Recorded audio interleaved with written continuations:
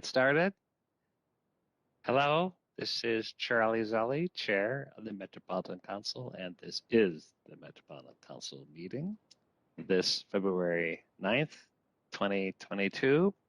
And before we start, I just want to do a little housekeeping. This is a virtual meeting, and it is virtual under the Minnesota Statutes 13D.021, which gives us the authorization to do so. And I think we're getting really good at it. So that's all I need to say at this point. But in order to establish a quorum, I'll ask Liz to call the roll. Councilmember Barber. Chambliss. Here. Cummings. Here. Fredson.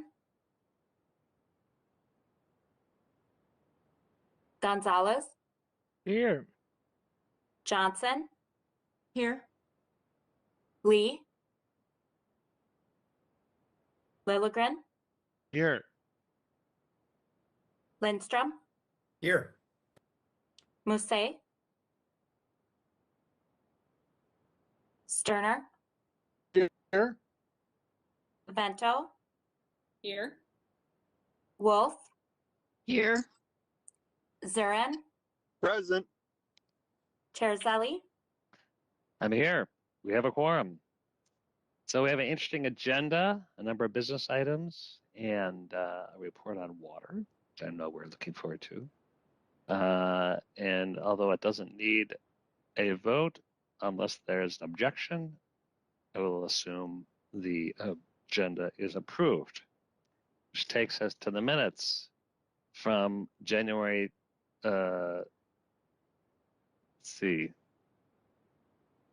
January 26th, 2022.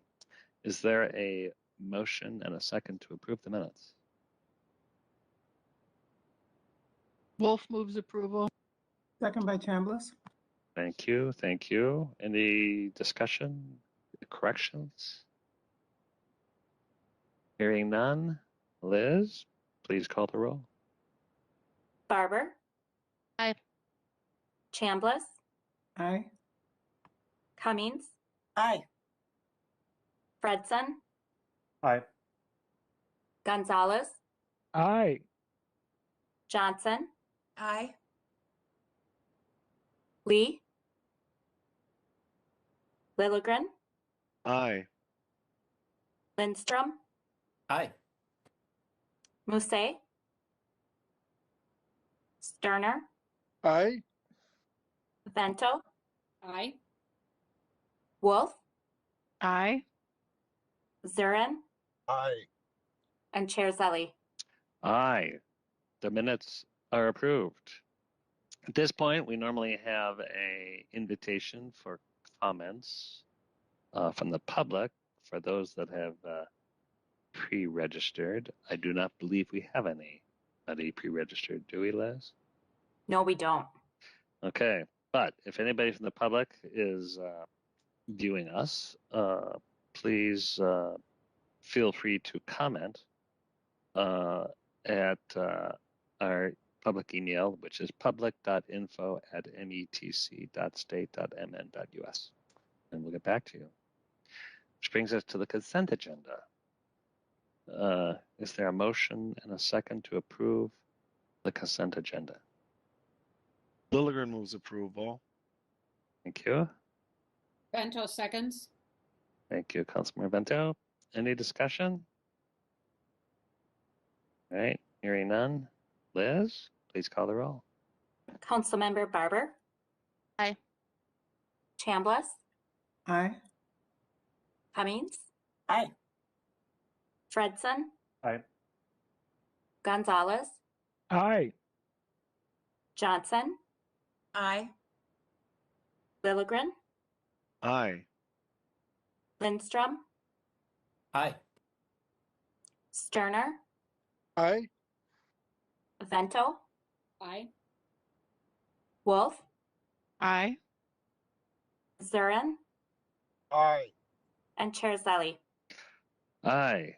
the consent agenda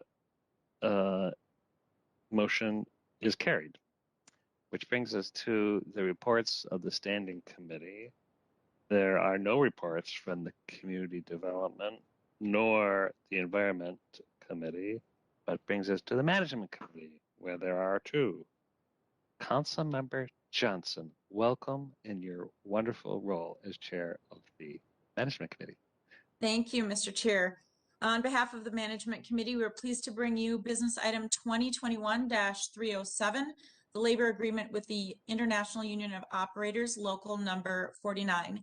The Metropolitan Council's labor agreement with Local 49 expired on December 31st of 2020.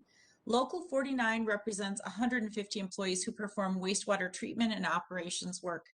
Following the recommendation from the Local 49 Executive Board, the Local 49 membership ratified the agreement on January 14th, 2021.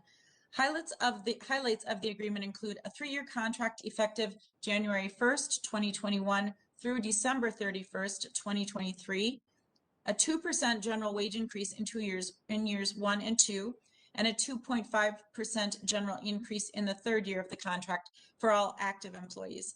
And a one-time addition of 24 hours of vacation accrual will be added to all eligible employees' leave banks.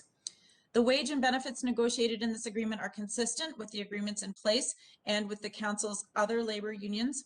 The cost of the labor agreement was reviewed by Finance and was negotiated within the economic parameters established by the Council.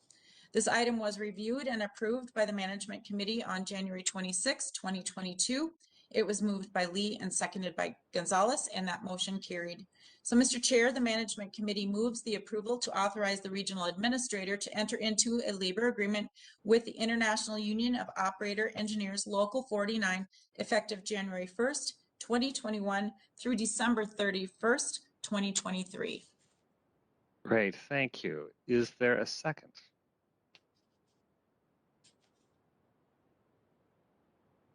Wolf seconds. Thank you, Councilmember Wolf. Any discussion? All right, hearing none. Liz, please call the roll. Councilmember Barber, Aye. Chambliss, Aye. Cummings, Aye. Fredson, Aye. Gonzalez, Aye. Johnson, Aye. Lee, Aye. Lilligren, Aye. Lindstrom, Aye. Sterner, Aye. Vento, Aye. Wolf, Aye. Zurin, Aye. and Chair Zelli. Aye, that motion carries. Back to you, Councilmember Johnson. Thank you, Mr. Chair. And our next business item from the Management Committee is 2022-10, a labor agreement with the Transit Managers and Supervisors Association, also known as TMSA. The TMSA contract expired on December 31st, December 31st, 2020. TMSA represents 295 managers and supervisors working across all divisions of Metro Transit. Following the recommendation from the TMSA Executive Board, the TMSA membership ratified the agreement on December 20th, 2021. Highlights of the agreement include a 3-year contract effective January 1st, 2021, expiring December 31st, 2023, a 2% general wage increase in years 1 and 2, and a 2.5% increase in the 3rd year of the contract for all active employees.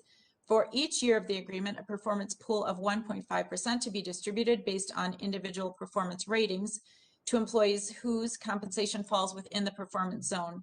The cost of the labor agreement was reviewed by Finance and negotiated within the economic parameters established by the Council. This item was reviewed and approved by the Management Committee on January 26, 2022. It was moved by Lilligren and seconded by Barber, and that motion carried. So, Mr. Chair, the Management Committee moves approval to authorize the Regional Administrator to enter into a labor agreement with the Transit Managers and Supervisors Association, effective January 1, 2021 through December 31, 2023. Thank you. May I have a second? Cummings seconds. Thank you, Councilmember. Any discussion? All right, Liz, please call the roll. Councilmember Barber, Aye. Chambliss, Aye. Cummings, Aye. Fredson, Aye. Gonzalez, Aye. Johnson, Aye. Lee, Aye. Lilligren, Aye. Lindstrom, Aye. Sterner, Aye. Vento, Aye.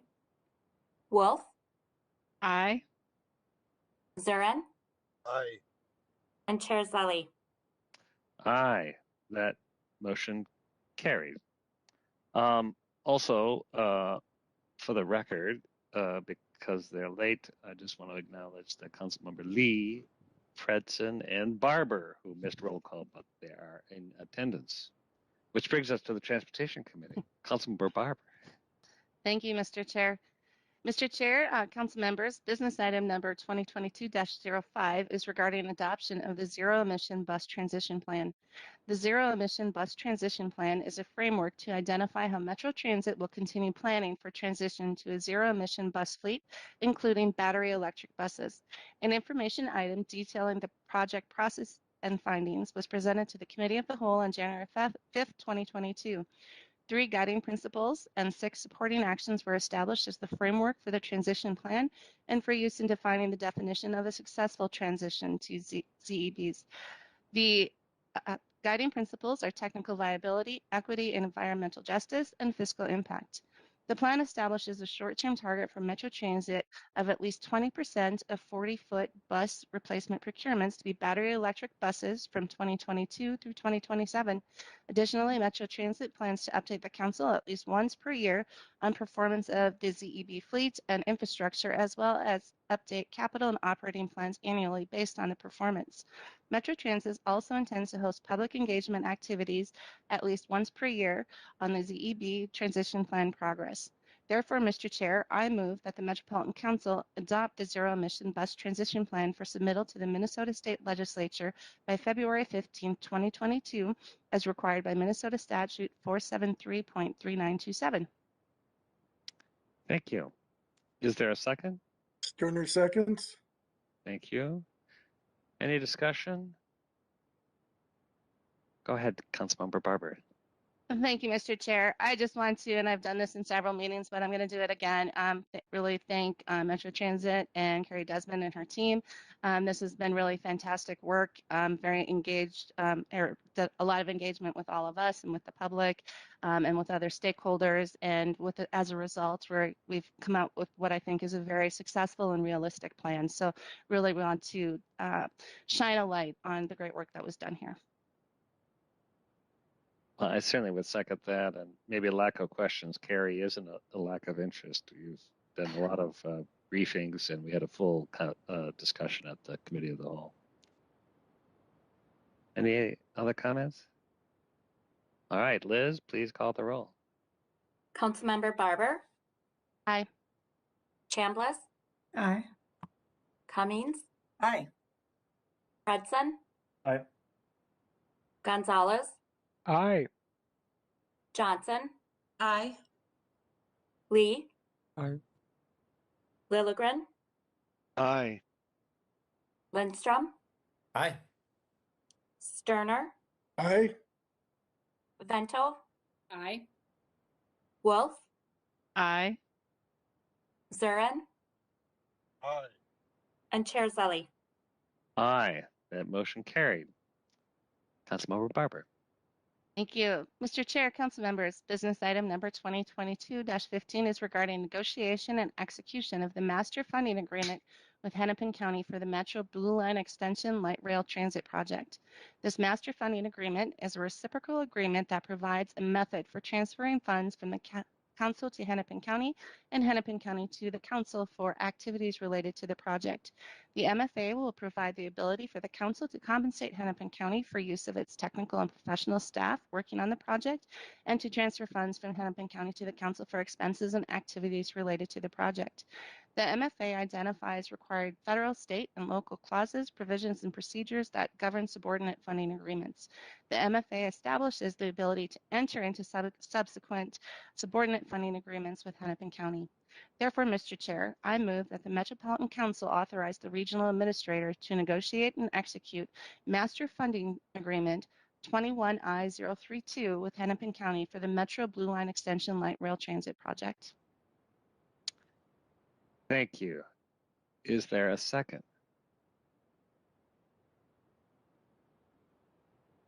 Johnson seconds. Thank you. Any discussion? All right, hearing none. Liz, please call the roll. Councilmember Barber, Aye. Chambliss, Aye. Cummings, Aye. Fredson, Aye. Gonzalez, Aye. Johnson, Aye. Lee, Aye. Lilligren, Aye. Lindstrom, Aye. Sterner, Aye. Vento, Aye. Wolf, Aye. Zurin, Aye. and Chair Zelli. Aye. Well, that motion carried. Which brings us to our information item. We're going to hear about recommendations for water supply planning in the metro area. We're going to hear from Lenya Ross, environmental analyst. But first, welcome Councilmember Wolf, who will set up this conversation. And as you know, she serves as the Metro Area Water Supply Advisory Committee Chair. So, Councilmember Wolf. Thank you, Mr. Chair. There should be a PowerPoint coming up. There is. And my computer is a little slow, so bear with me here. Is that appearing as the full screen? It is. Thumbs up. Great. Okay, next slide, please. So last month, the Metropolitan Area Water Supply Advisory Committee, also known as MOSAC, and the Technical Advisory Committee, also known as TAC, held a joint meeting to approve the required 2022 report to the legislature. Next slide, please.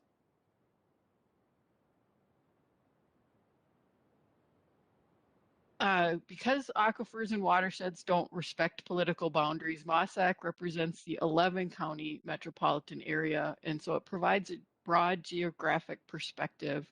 And the committee includes representatives from all of the state's water agencies, along with appointees from county and local units of government, and from both the Minneapolis and St. Paul water utilities. One of the committee's responsibilities is to provide information to the council to consider as it updates the regional development guide. Next slide, please. I apologize. My computer's Is it running a stuck? little slow. I'll hit it one more time. We're going to advance 3. Maybe shut off your video. That might help.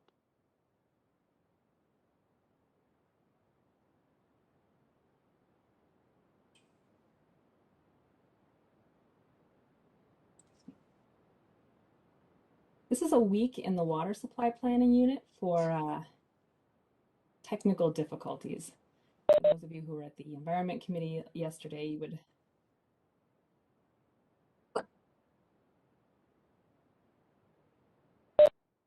would you?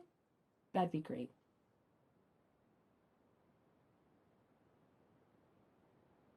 While they're doing that, this would have been the shortest Met Council meeting ever, I think, but thanks to Lanya and I, it's not going to be as quick as it otherwise would be. This is always the way. Don't There we go. worry. Water supply is critical for healthy communities and a healthy economy. It touches on all areas of the council's work. When the Met Council was first tasked with coordinating water supply planning, there was concerns that we were going to take over water supply and make it a regional system. Those concerns have been softened for the most part by a good partnership with our local water supply authorities. And this report content was developed primarily by input from those local water suppliers, recognizing the shared opportunities and risks to our regional water supply. It is intended to inform both the council's work and the legislature's role in protecting and supporting our water supply. Next slide, please. The report builds on past work toward both fiscal and environmental sustainability, recognizing a need for multiple approaches, as well as a need for alignment between the different state agencies that have a role in water supply protection and safety. With that, I will turn it over to Lanya. All right. Can everybody hear me? Hopefully my audio is working. Yes. Excellent. Next slide. There are some considerations for council members and legislators in the report. In the interest of time, I won't cover them in detail now, but I do want to direct you to that content in the full report. This report was designed for the legislature and for council members to help guide your thinking related to water supply issues. Next slide. Over the past year in particular, but building on previous years, the committees spent considerable time identifying some specific goals in 4 focus areas, and they include goals for water quality, land use and water supply connections, understanding and managing groundwater and surface water interactions, and of course, water supply infrastructure. And so these are goals that the committees are hoping to advance with support from the council, the legislature, and other partners. Next slide. There were a number of very specific and wide-ranging recommendations from committee members over the past year, and the report organizes them in a framework for action with key steps. There are actions related to collaboration and capacity building, which is going to be fundamental to keep this work going. There are a number of actions related to system assessment, describing and documenting, diagramming our water supply systems, assessing hazards, characterizing risk.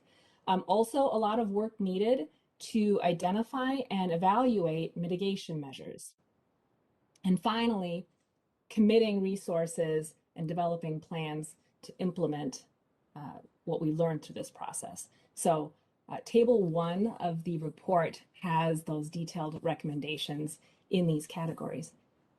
Next slide.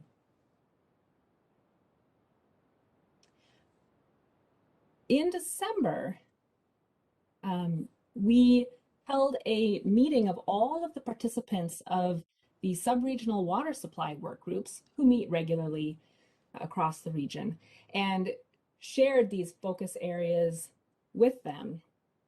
And a few examples of the feedback we got are shown here when we asked, what are the questions and issues that you are thinking about? What are top of mind in your communities?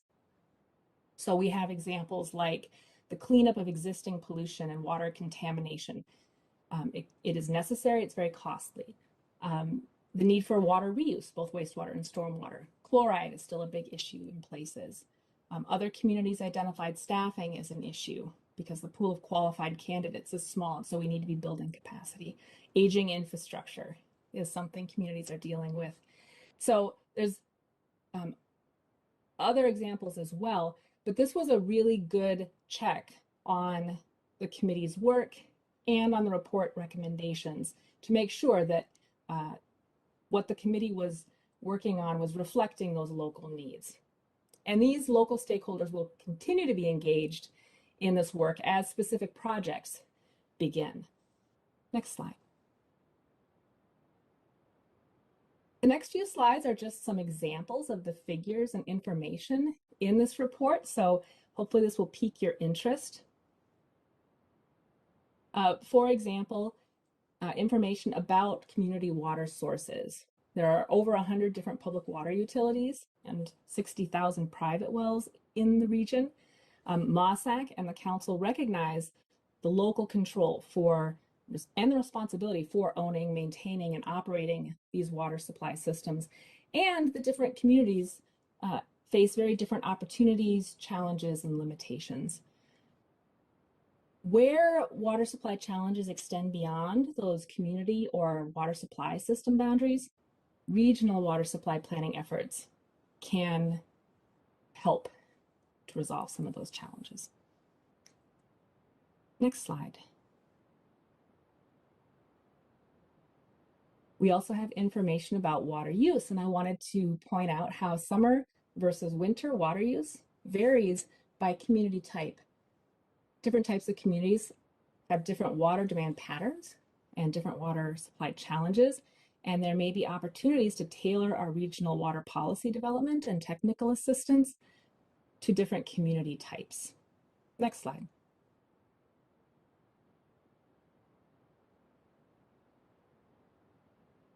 I think most of us are aware of this, but I think it's worthwhile to highlight too that the majority of our regional parks and even state parks, trails, scientific natural areas are adjacent to water. A lot of our regional trails also follow rivers, streams, and creeks.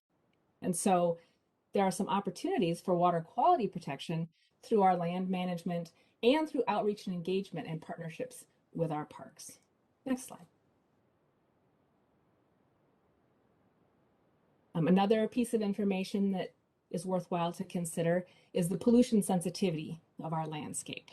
Soil depth, depth to water, deeper bedrock conditions all vary across the region, which makes some areas more sensitive to pollution than others. So land use decisions, including best management practices to mitigate risks, are shaped by considerations like pollution sensitivity. So it's useful to consider this when we're doing some of our planning. It's also useful for thinking about how we might prioritize pollution prevention or remediation programs. Next slide. So that was just an overview of this report. I wanted to share the links to where you can download the full report and learn more about the Council's water supply planning work. We will also be producing a summary, more graphic version of this report to share. So if you want to promote this information, there'll be a sort of summary version. We're working with communications to finalize that now. But I want to end by turning this back to Councilmember Wolf and saying, thank you for your leadership, creating a document like this through committee meetings that had to be done entirely online. We used a lot of new tools for online collaboration, and I just so appreciate our committee leaders and committee members for engaging so strongly in this work.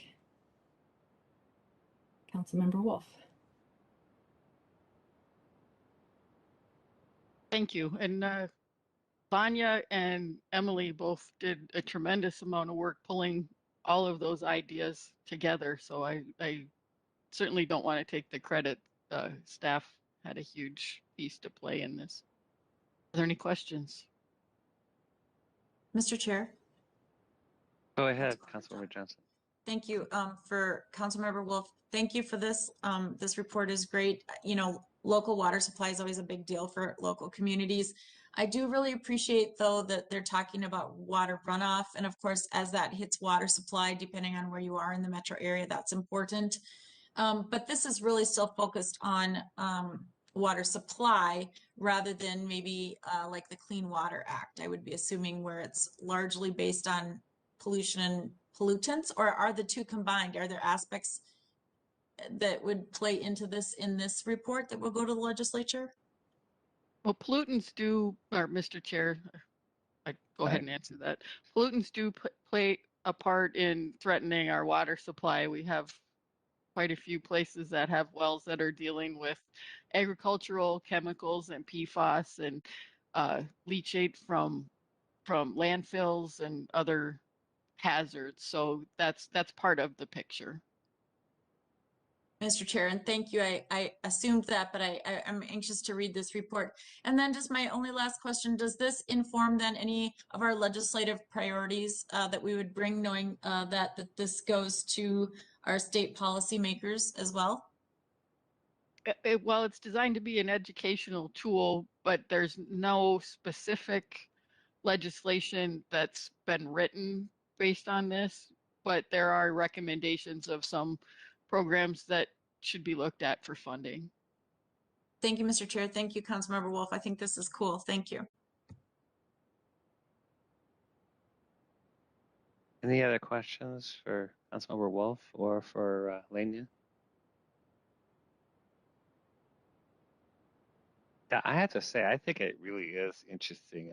And when you think about the role we have as a metro regional point of view, this is that wonderful balance because water supply is a local, I mean, you've said this, but it's a local issue, but there's regional implications. And with this as an educational tool, um,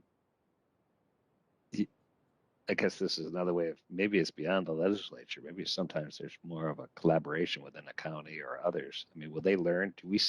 Are we already sensing that this will make a difference in how local jurisdictions manage their resources? I think it already has with the sub-regional water supply groups. We were building upon the previous work that MOSAC did for the 5-year report that was in 2017. But yeah, there's a lot more interest and a lot more trust in the council to provide information and help bring people together, but not dictate to our partners. So we've earned their respect, I think, over time. Great.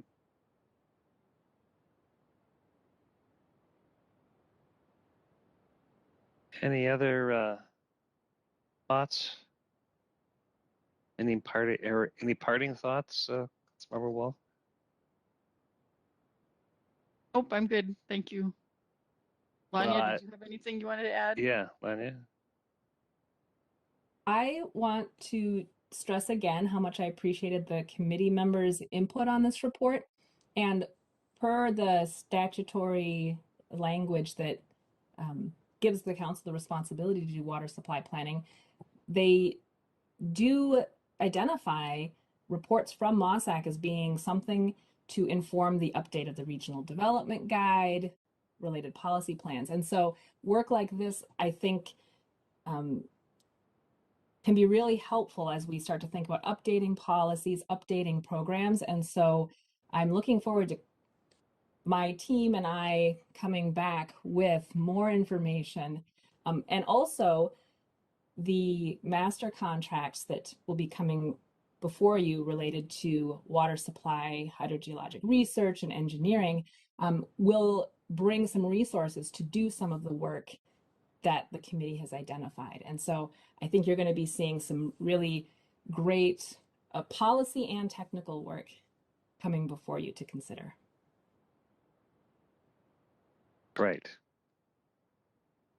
Well, thank you, Lania, and Wendy, thank you. I think this shows kind of where Met Council does its best work. We're not just planners, we're researchers, and we're conveners.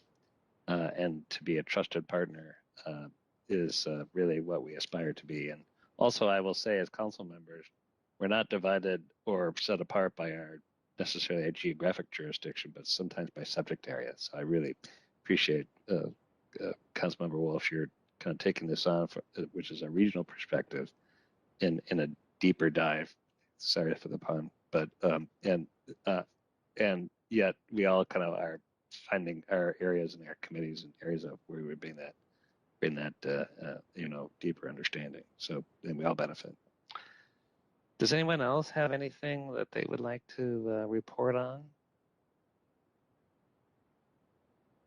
All right, Mary, anything from the regional administrator? Mr. Chair, I'll pass. Well, and our general counsel, Ann, anything for us? Thank you, Mr. Chair. I will pass as well. This was just a check to see if Mary and Ann were here, and they are at all times, so that's good. Well, with that, you get an extra time. This is not a record, but it is a short meeting. Important work nonetheless.